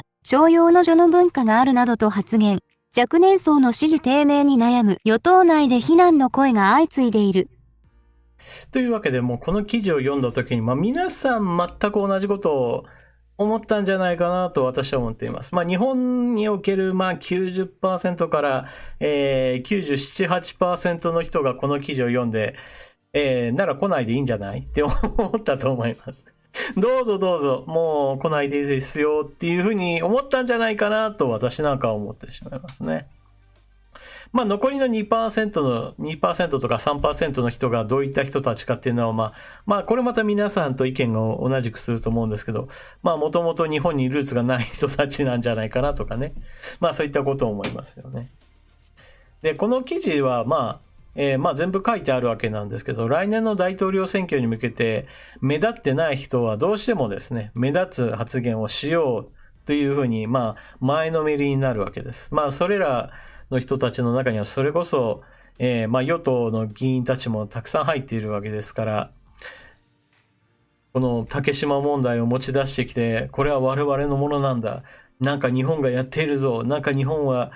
こんなことをやっているんだから、東京オリンピックにボイコットしてれば日本が困るだろうみたいなことを考えてるわけなんですけど、あくまでも考え方が国際的な感覚は全然なくて、あくまでも彼らの見ている方向としては、韓国国内向けのなんか目立つ発言したいなみたいなのが動機にあるので、日本側からしてみれば、この人何言ってるんだろうな、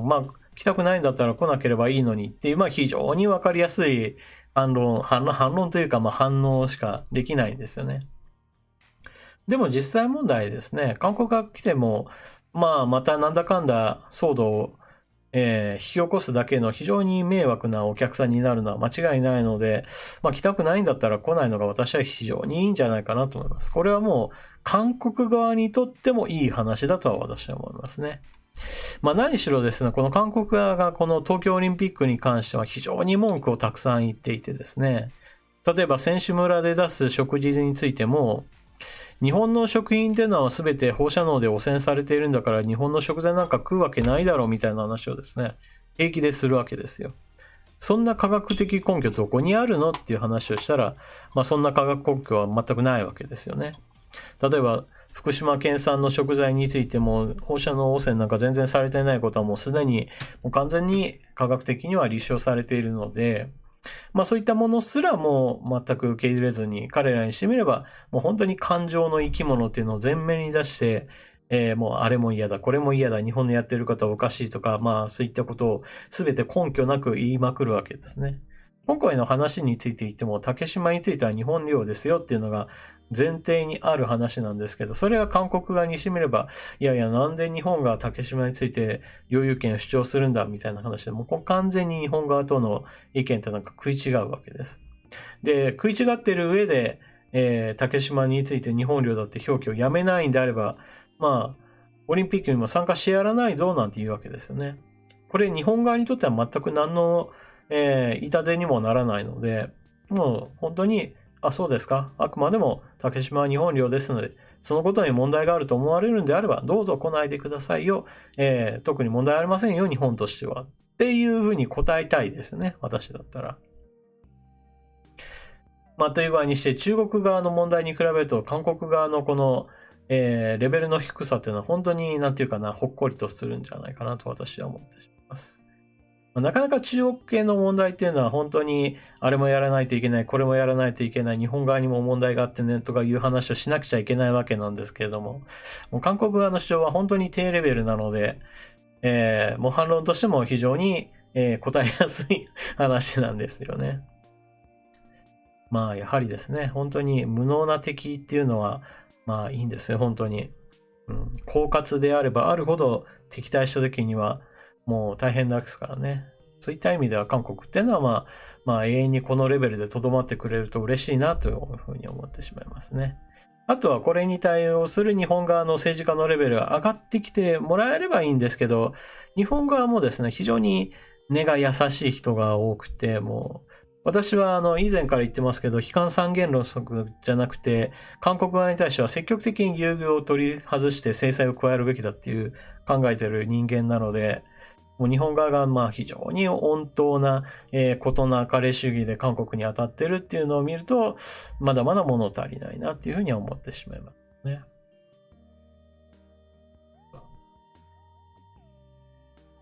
バードさん、レーダー照射あたりからか韓国について理解した人が増えてよかった。そうですね。あのあたりかなと思うんですけど、それこそ、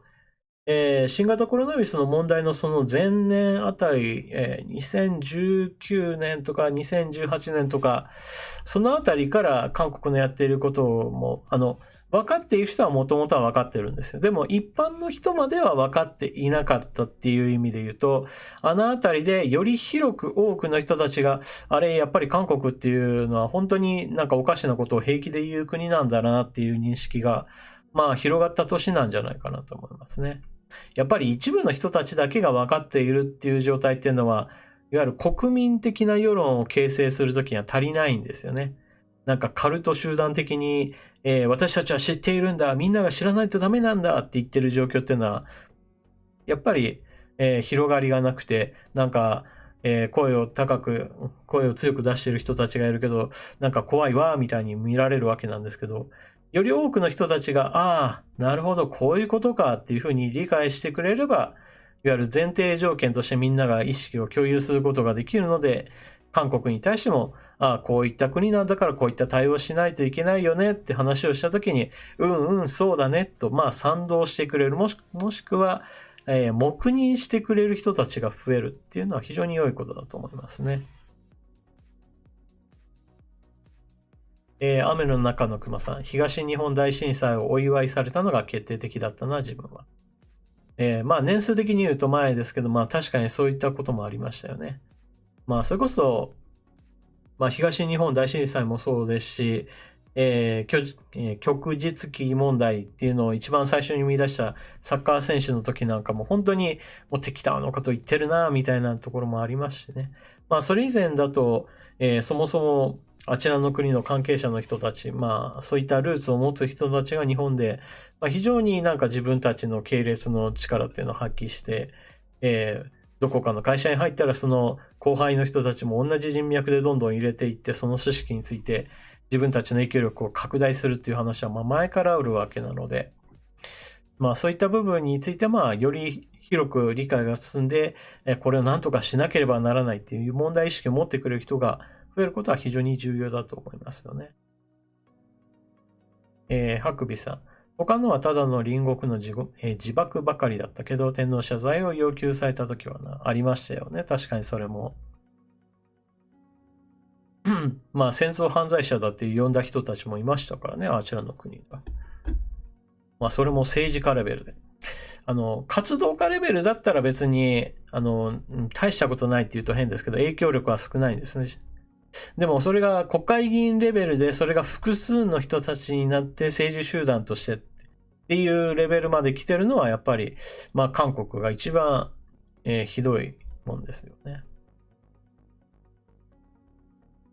ルニハニさん、若い世代が K-POP で洗脳されてるのに近い状態なのが日本の将来心配。そうですよね。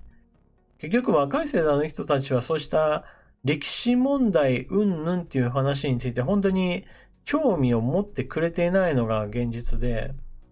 これらの人たちがどういう人たちかっていうと、まあそもそも日本の歴史に対してもあんまり、興味関心がない人たちとまあ被る部分があって、日本が過去どんな歴史を歩んできたかなっていうこともあんまり分かってないと。あんまり分かってない自分の国についてすらそうなので、海外の状況をするともっと特に興味がないっていう話で。まあそんな人たちに対してテレビ局系だと、あちらの国のルーツがある人たちが大変たくさんいるので、特集番組をガンガン組んで、その上で広めてっていうのを、テレビ、そしてまあインターネット上でも展開してっていう形で、まあ雑誌なんかもそうですよね。だからいろんな媒体でまあミックスする形で伝えているので、若い人たちの間だとテレビを見ないよっていう人たちも多いにもかかわらず、結局そういった人たちもなんだかんだと侵食されてしまうっていうね。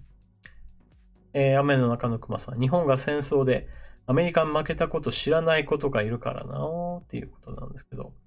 まあ十分ありますよね。第二次世界大戦日本が戦ったよっていう話をすると、どこの国と戦ったよって話になって、わからないっていう答えがあるそうですからね。別にまあたくさんの国と戦ったので、その中の一つだけでも言えればいいかなと思うんですけどね。ミキさん、上川さん、声変われてます。気質でした。すいませんということですけど、声は枯れてます。のこさん、上川さん、のど飴大です。お大事に。ということですが。うん。まあ、枯れてるというかね、なんかね、声が前に出ないですね、本当に。うん。まあ、ただ私の場合ですね、扁桃腺肥大っていうのがもともとあって、喉がそんなに強いわけではないんですね。この扁桃腺肥大っていうのは子供の頃に、まあ、ある程度大きくても、まあ、大人になったら大半の人はある程度、収縮することが多いんだそうです。で、大人になった時、まあ、問題になるのは、この扁桃腺肥大を理由として、まあ、発熱する症状がまあ頻繁に起こる人なんかは、これ医療的に切除した方がいいっていう話になるんですけど、まあ、特にそういったものがないのであれば、まあ、そんなには、切除しないでもそのまま様子を見ましょうっていうことがあるんですよね。ただ私の場合ですね、頻繁じゃないけれど、これ扁桃腺を、まあ、元凶として発熱しているよなっていうのは何回かに1回は来るんですよね。まあ、ものすごい熱が出たからどうしたんだろうと思って病院に行ったら、これは、インフルエンザ調べたらインフルエンザじゃないな、なんでしょうかねっていう話になって、いや、風邪にしてはちょっと症状がきついな、みたいなことになって、まあ、扁桃腺肥大のそのことを理由にしてるんじゃないかなという話にはなったこととかもありますよね。まあ、基本的には、あんまり構わない方がいいとは言われますよね。まあ、構っていいことはないんだけれどもっていうところで。まあ、かといってそんなに頻繁に発熱するわけじゃないからっていうのもあって、まあ、なんていうかな、時限爆弾的な感じですよね。よいしょ。まあ、何しても今本当に気温差が激しくて、例えば、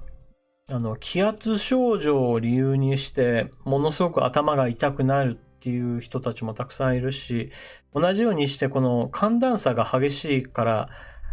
風邪じゃないんだけど、でもなんとなく体がだるいっていう、まあそういった症状を陥る人もたくさんいるって言われてますよね。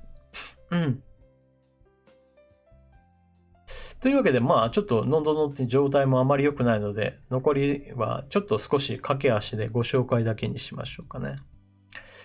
中国の今後の話をしたときに、私は人口の問題っていうのは避けられないと思っていて、まあ、中国がこの21世紀に入って最大の、伸びを見せたのは一体なぜかって言われると、まあ単純に、若い人が多くて老人は少なかったっていう、この、まあ非常に社会負担の少ない状態が、まあ何年も続いたことが、経済を大きく発展させたと思っています。まあ、世界の工場と言われていたその理由っていうのがまさに、賃金は安いんだけど働きたいっていう人が大量にいて、その人たちを、まあ、世界中の企業が進出して工場を建てて雇って働かせてっていう形で、まあ、結局のところ投資するお金っていうのの出元は海外だし、そして働いている人たちに出すのも海外の企業だしっていう形でお金が大量に国内に流入して、そしてお金を受け取った人たちっていうのが結局国内で消費をするっていう、まあ、いわゆる経済の循環がかなり、中国共産党を助けることになったわけですね。でもそれはあくまでも、これまでの話で、これからとはまあ違いますよと。若い人たちは当然のように10年、20年と経ってくればみんな中高年に入ってくると。で、それらの人たちの子供っていうのがめちゃくちゃ少ないですよっていう状況に陥っているので、この後少子高齢化っていうのが、日本とは比にならないレベルで悪化すると。まあ中国における年金っていうのは日本の国民年金と同じぐらいのレベルなんですけれども、まあ一応あることはあると。でもそれはあくまでも中国共産党に言わせれば、まあ息子や娘といったものがまあ自分たちの親世代っていうのをしっかりと支えなさい、政府になんか頼るなよっていう、まあ非常にまあ切り捨てたスタンスなんですよね。まあこの後社会問題化して、経済がもう頭打ちになってっていうのがまあほぼ見えているんじゃないかなと私は思っています。まあ中国共産党もそれを黙って見ているかっていうと、まあこの後二人っ子政策とか三人っ子政策っていうのを打ち出してくるだろうっていう、まあそういった予想がこの記事でございます。まあ私はこの予想っていうのは正しいと思って、おそらく中国共産党は何としても子供を増やそうとするだろうなと思うんですけど、多分うまくいかないなと思いますね。今のところ中国共産党のやってる政策っていうのはそれほどこの人口政策について言えば、まあ、うまくはいっていないので、まあ今後もいきなりガラッと良くなって、さあこれから人口がもう一度、理想的な形に戻るなんてことは、ちょっと考えづらいと思いますね。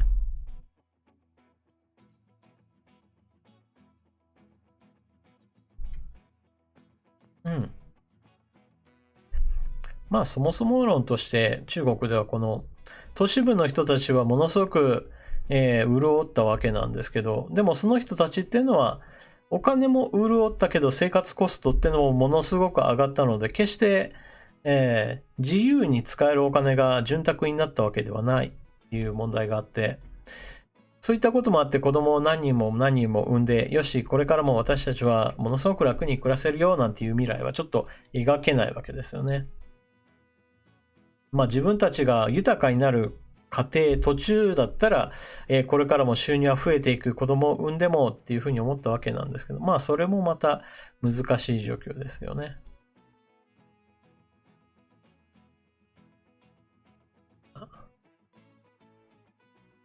えーと、そうですね。人口比、男女の比率がものすごく、厳しいですよっていうのもありますよね。それこそ農村の方だと女の子よりも、男の子の方が、まあ単純に、労働力としても期待されているし、女の子はお金を生んでくれない。お金を生んでくれないっていうのは、その、働き手としての能力を期待されないっていう意味で、まあ、やたらと男の子ばっかりに残っているっていう、まあ、異常事態が発生して、まあ、生まれてくる子供の比率がそんなに違わないはずなのになんでそんな風な人口比になってしまったのかっていう話になると、ちょっとそこにはものすごく中国の闇が広がっているんじゃないかなっていう話があって、まあその、話をすると、やっぱり毎年のように、中国では何千万人っていうレベルだったかなっていうのはちょっと言い過ぎかもしれないんですけど、やっぱり何万人レベルではやっぱり消えているっていう話があって、その消えた子供たちっていうのが、結局、まあ商売に使われてしまっているっていうね、まあ人間としての、まあでもそのあたりについての話っていうのは出てるけど、ちょっと証拠を出せって言われると難しい話なんですけどね。まあこのあたりには、いなくなってしまった人たちっていうのはどうしてもね、中国のその本来だったらありえない形での、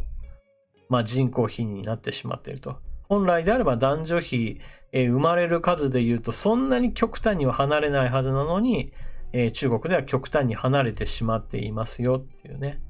で、そうなってるのは当然のように、やむに葬り去られた女の子たちっていうのは、いるはずだっていうのが科学的な考え方だと思いますね。まあ、妊娠中絶をいっぱいしたんじゃないかっていう言い方をされる方もいますけど、私はそれだけじゃちょっと説明できないんじゃないかなと思いますけどね。生まれた後のいなくなる子供たちのこともね、あると思うので。まあそのあたりは、私たち日本にいると、そんな大事件が頻繁に起こってるんだったら報道されるだろうっていうことが中国ではあまりにも日常化していて、全く報じられていないっていうふうに思いますからね。日本だと一人の子供が、誘拐されただろうっていう話になると、そこそこ報道されると思うんですよね。家出したんじゃないかっていうレベルの行方不明については、あんまり報道はされないですけど、誘拐されただろうっていう話については結構日本では流れますからね。でも中国ではそれが、今年は何万人行方不明だねみたいな形で、個別の話じゃなくても数値になってしまうって、あんまり話題にはならってないっていう話ですね。そのあたりはもう日本と中国とのかなり状況の違いを感じたりもしますね。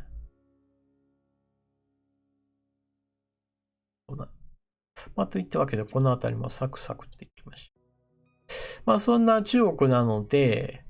台湾に対しては非常に裏工作をしているんじゃないかなというニュースも流れております。台湾では新型コロナウイルスの患者はこれまで非常に少なくて、優等生、感染対策の非常に優れた国だとして、もてはやされてきたわけなんですけれど、残念ながら、台湾国内では、ここ最近一気にガツンと感染者の確認数が増えておりまして、一つ騒動になっております。で、これに対しては結局のところ、生放送の最初の方でも挙げましたけれど、治療薬については結局のところ、あれがいいんじゃないか、これがいいんじゃないかっていう具合にして、言われてはいますけど、決定打になるような特効薬は今のところ見つかっておりません。いわゆる対症療法としてこの薬使えるよねっていう話が、3、4とか3、4種類だけが、正式に認められているようなもので、残念ながら特効薬は出ておりませんと。そんな状況で台湾で、感染者数がガツッと増えたので、これはワクチンもちょっと本気で取り組まなければならないっていう状況になっているわけなんですけど、台湾もそのことについては前々からいつまでも海外との交流を断つことはちょっと現実的ではないので、どこかの段階で、開放していかなきゃいけない。そのためにはある程度ワクチンっていうのを入れなきゃいけないっていうことは考えていたそうです。ところがですね、台湾が購入を目指したメーカーからはどうもうまくいかないと。ドイツのバイオ医薬会社ビオンテックとの交渉を行っていたんだけれども、これうまくいかない理由は一体何だろうって話になった時に、台湾側としては、いや、裏で中国側が、工作をして、彼らとの、契約が成立しないんだという話を今しております。で、このニュースとしては、私が一番最初に見たのは、それこそ、今年の結構前の方ですね。ワクチンについての使用が開始されたのが去年の11月とか12月アメリカのあたりだって考えると、そこから今年に入って1、2月台湾でもこのワクチンの購入話っていうのは進めていたんですけど、もうその段階からおかしいぞっていう話は出ていて、そこから現在に至るまで3、4ヶ月ずっと妨害が続いているそうなんですよね。交渉はすれど、全然うまくいかないということで、台湾はかなり、中国からの妨害を受けているんだろうというふうには言われていますね。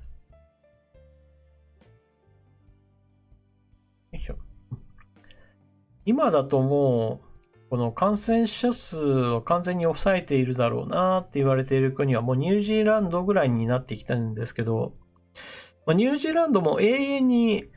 国を閉ざしていることは無理なので、どこかの段階で、ワクチンパスポートのような形でも、ワクチン接種を受けた人に対してのみ広げるみたいな形で、ある程度人の交流を再開する時期がやってくるとは思うので、その時にどうなるかですよね。そのまでの時間稼ぎができて、その頃にはこの薬が治療としてはかなり使えるっていうものが見つかった、段階になればニュージーランドの逃げ切り成功ってなるんですけど、なかなかこの時間稼ぎイコール最終的にうまくいくかどうかっていうのはちょっとまだわからないところですね。そしてここ最近の感染者数の増加とかを見ると、今までうまくいっていたと言われる台湾に続いてベトナムでも少し感染者数が伸びているって話もあるので、もしかしたら、アジアでファクター X と呼ばれるようなものっていうのがあったと思われていたんだけど、実は案外それほどなかったかもしれないっていうね。感染者数が少ない原因として何かあるはずだと言われていたものが、どうもあんまり、はっきりしなくなってきたなっていうのは思い始めてますね。それこそ初期には BCG 仮説っていうのがあって、BCG のどの株を使うかっていうのもあって、もしかしたら日本では、これが濃密に効いていた時期っていうのがあるので、それをもとにして日本では感染がそれほど爆発していなかったのではないか。という説がありますよね。これも、中国株に対しては有効だったかもしれないけど、その後の、イギリス株や南アフリカ株や、南米で生まれた株、そして現在のインド株なんかに対しては、効かなかったのかもなとかね。いわゆる、どの変異を理由としてこのファクター X が消失したのかっていうところもあって、結局のところまだまだ何年か経たないと、日本の感染者数が去年少なかった理由っていうのは、判然としないというところでしょうね。現在では少なくともこの BCG 仮説っていうのは、もう、説得力を失っている状況のようですね。何にしても、情報っていうのはアップデートしていくことによって、これが効くと思っていたんだけど効かなかった残念ってなったら、次に行くしかないと。それを繰り返している間に、より良いもの、より良い治療法なり、より良い、感染対策っていうのを、構築していくしかないっていうことですよね。そういった意味では、一応最後のニュースとしては、日本でも9都道府県の緊急事態宣言6月20日まで延長というニュースが出てきております。結局のところですね、感染者数の爆発っていうのは今のところ日本では起こってはいないんですけれども、これは今まで私も何度も言ってきたんですけど、国際的な比較で言うと感染者数の爆発っていうのは起こってないんだけど、でも残念ながら受け入れる体制を整備することに関しては、日本政府はやっぱり力不足だったっていうこともあって、病院はあんまり空いてませんよっていう状況には変わりないと。だからこそ感染者数は減っているんだけど、緊急事態宣言は伸ばすっていう、非常に分かりにくい形になってますよね。で、しかも何をやめさせるかっていう話になってきたときに、例えば飲食店業であれば、お酒出すのはやめてねという話であったり、人流抑制をしなければならないからっていう理由で、感染者数がほぼ発生しないと考えられているような映画館なんかも閉じるように言ってありたい。このあたりも完全に、納得できないっていう話が広がってしまうと、結局みんな、いやこれ政府の言うことにちょっと従えないよっていう、いわゆるモラルハザード的なものが発生してしまって、状況としては悪化の一途に辿ってますよね。私は最低限、科学的根拠がとてもないとしか思えないような、例えば映画館についてやめなさいっていうのは、これはおかしいことですからね。こういったものをやめていかない限り、むしろみんながみんな、言うこと聞かないようになってきて、状況としては良くなることはないんじゃないかなって思っちゃいますからね。お酒を出す出さないで言うと、お酒自体を別に出してもいいんですよ。問題なのは、そのお酒を飲んで、みんなが密になっておしゃべりしてっていう飛沫をみんなで飛ばし合っているっていう状況が悪いわけなんで、だからそれこそちゃんとアクリル板で敷居をつけてあげて、なるべくだったらみんなグループで飲むんじゃなくて個別で飲んでくださいよっていう話がまあ一番いいんですけどね。だからマスクをして食べるじゃなくて、マスクをするかしないかじゃなくて、もうみんな一人で飲んでねぐらいな感じがまあいいんですけどね。まあそれが難しいって言われるんだったら外でっていう話にもなるし、なんだかそういうところが、なんか一律にもうお酒出すのみんなやめてねとかいう話になって、なんでみんななのみたいな話になりますからね。ちゃんとアクリル板も立てて、飛沫が、隣の人にも飛ばないように、前の人にも飛ばないように、換気もしっかりとしてるしっていうような、いろいろやってるお店と何もやってないお店を一緒くたにして、とにかく酒はダメだっていう感じなんかは、やっぱり反感を買うっていう政策なんじゃないかなとは私は思いますけどね。一人で飲む、一人で食べる、全く問題ないですし、一人のカラオケも問題ありませんし、なんかそういう、何でもかんでもダメダメダメって言ってると、あんまりね、良くないと思うんですけどね。まあ、といった具合にして、ちょっと私の喉もガリガリになってきたので、この辺りにしましょうかね。で、今日動画を作ってない理由っていうのは、まあ、紹介する記事っていうのが非常に長ったらしいものだったので、これを動画に仕上げるのはちょっと無理だなっていうふうに思っていたので、今日は生放送で行いました。まあ何しろ記事の読み上げだけでも多分6分とか7分とか普通に使ってしまうので、動画にするにはまあ10分ぐらいだなって思っている私にしてみるとちょっと長すぎると聞きましたね。中国人民解放軍はコロナ治療薬としてアビガンの用途特許をまず中国国内で、取得しました。この用途特許っていうのを国際展開しようとしているんじゃないかなっていう疑惑があって、もしも国際展開するようなことがあれば、日本国内においても新型コロナウイルス対策としてアビガンをしようと思った時には、いや、用途特許はもううちが取ってるんだから、自分たちの許しを得ずに使うなんて許せないぞっていう、いわゆる介入が起こるかもしれない。そして、アビガン外交を展開するかもしれないっていうニュースが流れております。そして治療薬として日本の開発したもの、イベルメクチン、こちら駆虫薬なんですけれども、こちらの方についても新型コロナウイルスに転用できるんじゃないか。そして実際に転用している国はもうありますよ。でも日本ではそれが前進していませんよという、こちらも非常にもどかしいニュースです。まあそのうち、他の国々ではもう普通に使われてるんだけど日本だけができないねなんていう話が、この話で、さらに盛り上がってしまうかもしれない。もうそして盛り上がってほしくない話題ですよね。で、海外と日本での使う薬でかなり国際的な比較としてズレが何年も発生してしまうっていうのは日本の非常に根深い問題だと思いますね。ポチッと。そしてこういった問題を背景として今再燃しているのが、武漢研究所からのコロナ流出説についてはバイデン政権が調査をしっかりとしなさいっていうことを公にしております。この話どうなるかについては、まあ数ヶ月後にまあ最終報告が出てくると思うので、ちょっとこの続報っていうのを見てみたいところですね。まあ中国側はこのに対して、いやいや中国が発祥だって言ってるけど、そんな証拠ねえだろっていうふうにして反論して、まあむしろアメリカで作られたものを中国に持ち込んだんじゃないか説っていうのをまあ前から中国国内では反論として用意しておりますと。まあこれについてはまあどうなるかはわからないけど、まあ推移はちょっと見守っていきたいところですよね。